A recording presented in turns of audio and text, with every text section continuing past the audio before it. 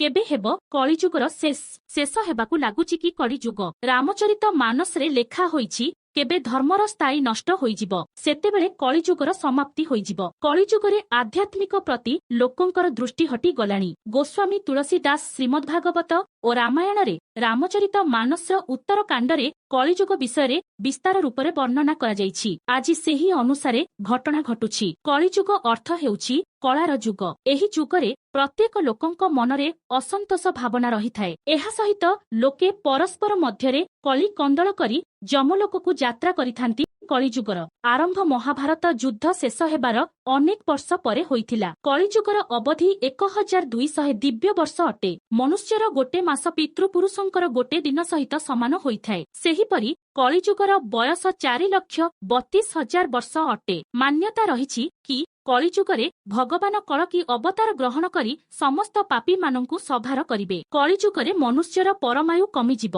पूर्व कालरे मनुष्य हजार हजार वर्ष पर्यंत जीवित रहुथिले एवं कौनसी रोग ग्रास करू नथिला। किंतु कलिजुगरे वर्ष वर्ष धरी नुआ रोग सृष्टि हेब एवं मनुष्य जाति को भस करिबा कलिजुगरे गाई क्षीर देबा बंद करि देब। कलिजुगरे प्रेम स्नेह आत्मविश्वासर भावना नष्ट होइजिब एवं अहंकार क्रोध द्वेष भावना जन्म नेब, जहा फलरे मानव समाज परस्परर मृत्युर कारण होई ध्वस होइजिब। कलिजुगरे ऋतु सठिक भावरे परिवर्तन हेब नाही। ठंडा देशरे अधिक ठंडा हेब एवं गरम हेबा देशरे अधिक ग्रीष्म ऋतु अनुभूत हेब। मान्यता रहिछि कि कलिजुग शेष हेबा पई आहुरी अनेक वर्ष बाकी रहिछि। कलिजुग समाप्त हेबा समयरे भूमिकंप प्रलय सुनामी आदि प्राकृतिक भयंकर रूप देखिबाकू मिलिब।